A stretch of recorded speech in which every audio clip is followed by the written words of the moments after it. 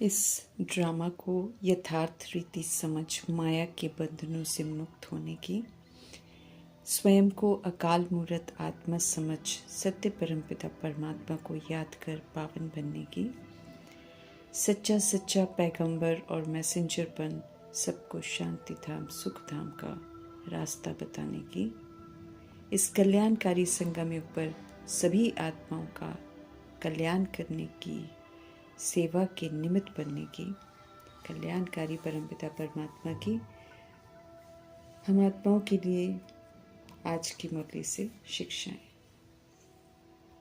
एक सत्य बाप और ईश्वरीय सेवा अर्थात स्व परिवर्तन द्वारा विश्व परिवर्तन की सेवा की स्मृति से परमपिता परमात्मा संग सर्व संबंध का रस अनुभव कर तृप्त होकर सर्व आकर्षणों से मुक्त होना है। प्रभु संग सर्व रसों के अनुभव के सामने सर्व दुनिया के रस फीके लगते हैं। प्रभु से प्राप्त रस सच्चा होता है, बाकी दैहिक रसों में तो स्वार्थ होता है, इसलिए परिवर्तनशील भी होता है, विनाशी भी होता है। समझ देते हैं कि जैसे सर्वेंट को सदा सेवा याद रहती है, उसका मास्टर याद रहता है, ऐसे ही हम आत्माएं भी तो वर्ल्ड सर्वेंट हैं, सच्चे सेवाधारी हैं, ऊंचे ते ऊंचे बाप के हम बच्चे हैं। तो हमें भी बाप और सेवा के सिवाय कुछ भी याद नहीं रहना चाहिए। तभी एक रस स्थिति में रहने का, प्रभु की यादों में निरंतर आगे बढ़ते रहने का अनुभव होता रहेगा। एक बार प्रभु संग अनुभव किए हुए रस के बाद दुनिया का कोई भी रस हमें आकर्षित नहीं करेगा। एक रस स्थिति होने से पुरुषार्थ में तीव्रता आ जाती है, फिर ध्यान सारा स्व परिवर्तन और विश्व परिवर्तन की तरफ चला जाता है। ये पुरुषार्थ फिर सर्व आकर्षणों से हमको मुक्त बना देगा। सर्व आकर्षण से मुक्त नष्ट मोहा स्मृति स्वरूप ही तो श्रेष्ठ मंजिल है जहाँ तक हमको पहुँचना है। इसलिए एक बाप और सेवा की स्मृति से अपनी स्थिति को एक रस बनाकर स्थिति का अनुभव करना है और सर्व आकर्षण मूर्त का वरदान प्राप्त करना है। ईश्वरीय पढ़ाई आने वाले प्रकृति द्वारा, ड्रामा द्वारा, माया द्वारा, प्रकृति माया द्वारा, यमदूतों द्वारा आने वाले पेपर्स के लिए तैयार होने के लिए है। सृष्टि के नियमों के खिलाफ जाकर हम आत्माओं ने अपने लिए सजाएं तो लिखी रखी हैं। अब हमारे कल्याणकारी परमपिता परमात्मा हम आत्माओं को सुकर्म सत्कर्म के द्वारा सब ठीक करके सृष्टि की नाराजगी को दूर करने का, अपने आप को सजाओं से बचाने का सलीका सिखा रहे हैं, सभ्यता सिखा रहे हैं कि जब भूलें की होती हैं तो उसे स्वीकार करना चाहिए। और प्रकृति ड्रामा द्वारा जो भी पेपर्स आ रहे हैं उस पर क्वेश्चन, करेक्शन, रिएक्शन, रिजेक्शन नहीं दिखाना है, बल्कि सब स्वीकार करते हुए अचल अटोल संतुष्ट रहकर सर्व तरह के नाजुक परिस्थितियों के जो पेपर आने हैं उसमें हमको पास होना है। किसी से भी कोई शिकवा नहीं, कोई शिकायत नहीं करनी है। नाजुक परिस्थितियों के पेपर में पास होने के लिए हमें अपनी नेचर को, अपने स्वभाव को नाजुक बने और निर्भरता से बाहर आकर अपनी नेचर को शक्तिशाली बनाना है। हर तरह की सिचुएशन में एडजस्ट करना सीखना है। पेपर को पास करने के लिए हमें श्रीमत पर चलकर पूरी तैयारी करनी है। सत्यता की सभ्यता सिखाने वाले सत्य परमपिता परमात्मा हम आत्माओं को रावण राज्य में सीखी हुई असभ्यता से बाहर निकाल रहे हैं। समझ देते हैं कि आत्मा रूप में हम सभी का आपसी अविनाशी रिश्ता भाई भाई का है। गलतियाँ भूलें हम सभी ने विस्मृत होकर परवश होकर की हुई हैं। इसलिए किसी से भी कोई गलती हो रही है, अगर कोई असत्य की राह पर चल पड़ता है, स्वधर्म के विपरीत चल पड़ता है, तो वो परवश है, सत्य से विस्मृत हो गया है। ऐसे में कभी भी किसी का असत्य अगर हमको दिखाई दे या सुनाई दे तो हमें सत्यता की सभ्यता अनुसार उसे फैलाना नहीं है। ये समझ कर कि पाप कर्म मेरे से हो रहा है, क्योंकि ये भी एक पाप कर्म है कि किसी की गलती को फैलाना। समझ देते हैं कि जैसे लौकिक परिवार में कोई गलत कर्म देखते हैं, सुनते हैं, तो अपनों की बातों को गलत होते हुए भी हम छिपा लेते हैं, क्योंकि उन्हें परिवार समझते हैं। बात को फैलाते नहीं हैं, ठीक करने की कोशिश करते हैं। तो अभी समझ मिली है कि बेहद का परिवार है, तो समझ मिलने के बाद कलयुगी रस्म बातों को फैलाने की यूज़ नहीं करनी है। विस्मृत होकर की हुई बातों को फैलाना व्यर्थ बातों का फैलाव है। ये अपवित्र कर्म है। पाप कर्मों का खाता ये बढ़ाता है, पुरुषार्थ में उड़ती कला का अनुभव करने नहीं देता। इसलिए कर्मों का राज जानने वाले मीठे परमपिता परमात्मा हम आत्मा को समझ देते हैं कि कर्मों की गहन गति को समझकर एक्यूरेसी से सत्यता की शक्ति को धारण करो, अर्थात कहीं पर आग लगी है तो उसे बुझाना है। पाप कर्म करने से मुक्त हो जाएं आत्माएं, ये मनसा द्वारा उनको शक्तियों का सहयोग देना है। आत्माएं सत्यता को धारण करें, पुण्य कर्म करें, सत्य के मार्ग पर चले, ये सहयोग देना है। स्मृति में रहकर उनको स्मृति दिलानी है।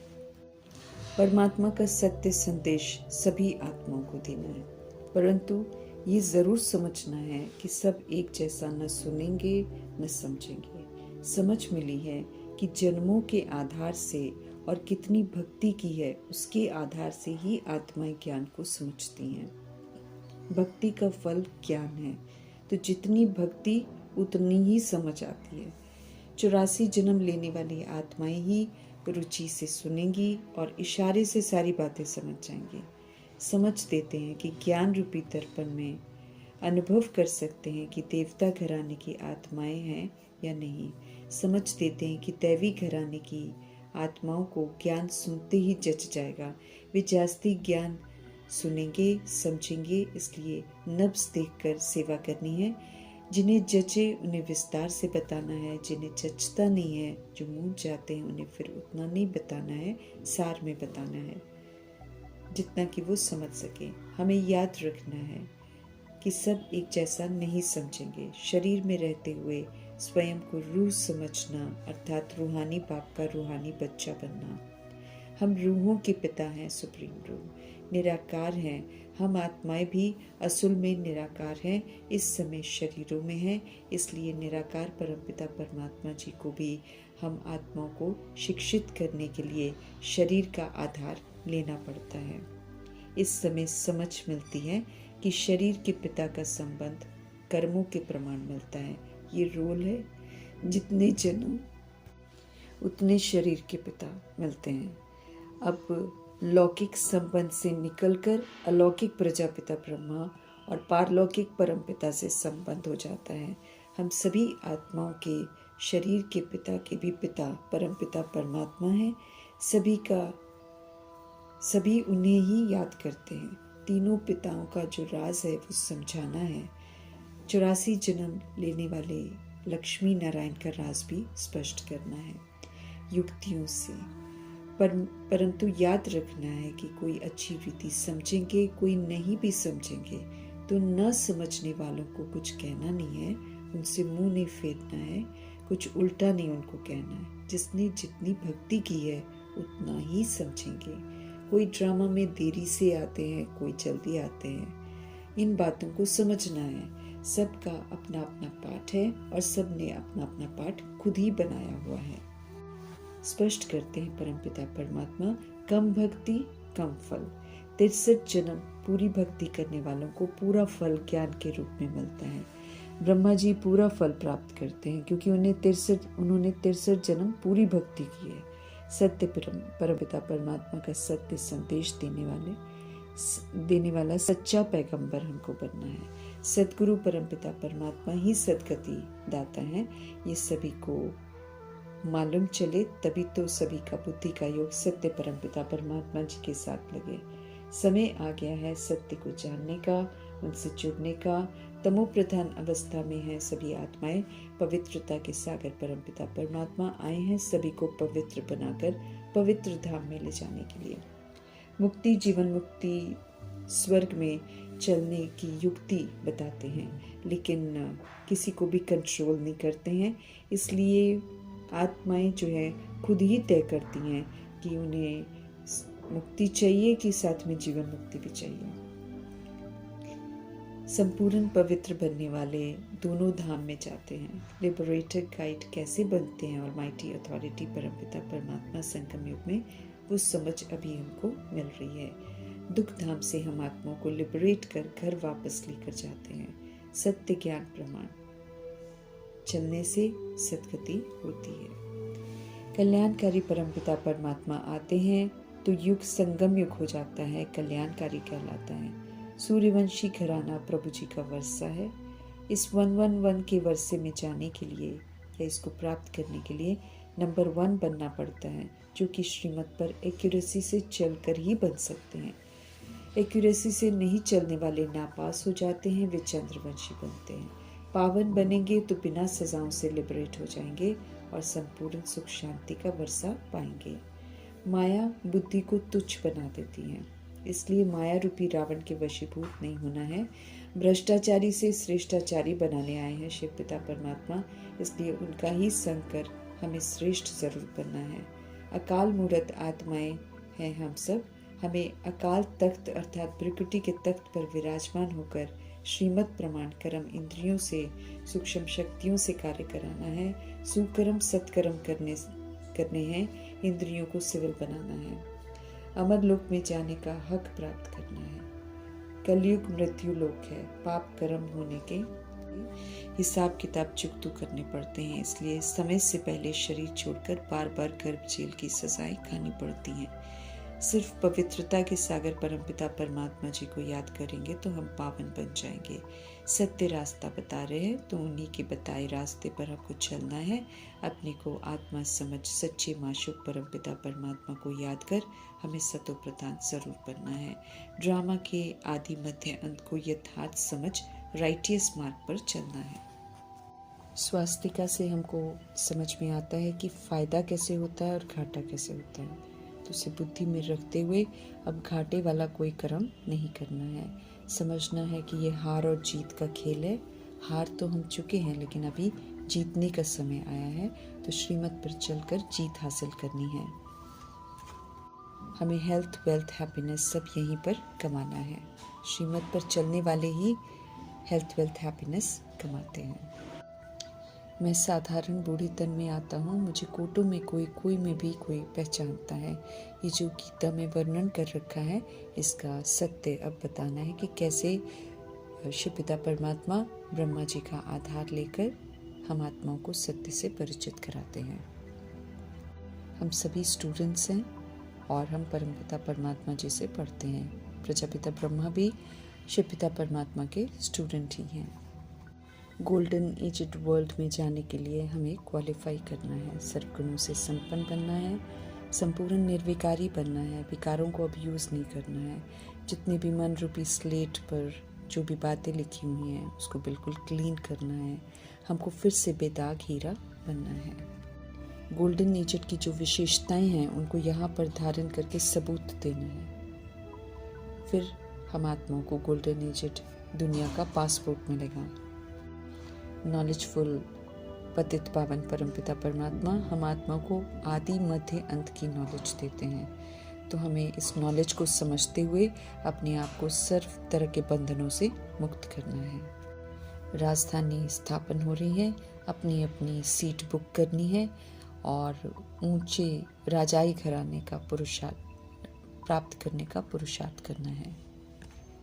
समझ देते हैं कि अगर हम श्रीमत पर नहीं चलेंगे, अगर हम कर्म इंद्रियों का राजा नहीं बनेंगे तो फिर हम प्रजा बन जाएंगे, और अगर माया के वशीभूत होते रहेंगे तो फिर दास दासी बनेंगे।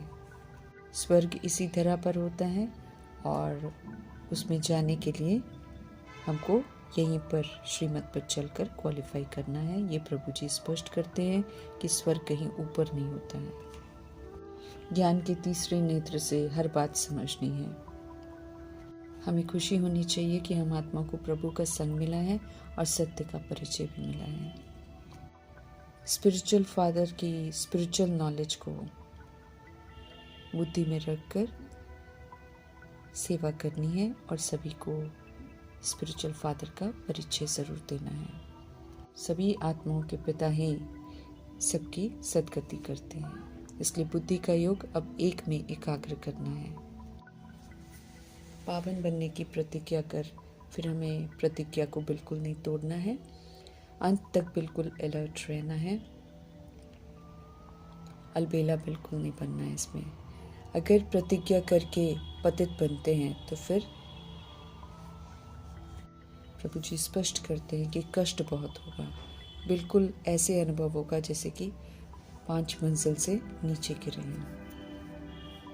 बुद्धि फिर और भी मलिच हो जाएगी, जो ज्ञान है वो समझ में ही नहीं आएगा।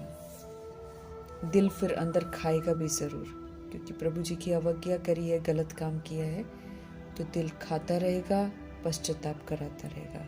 इसलिए ऐसी भूल करनी ही नहीं है जो दिल भी खाए और हमारी बुद्धि मलेच हो जाए और गंदी हो जाए, ज्ञान समझ में ना आए। ज्ञान से हमको वंचित नहीं होना है। गिरती कला में जाने वाले या पतित बनने वाली आत्माएं फिर किसी को भी कुछ समझा नहीं सकेंगी, उनका मुख ही नहीं खुलेगा। इसलिए हमको बहुत खबरदार रहना है, किसी भी तरह की गलती हमसे नहीं होनी चाहिए।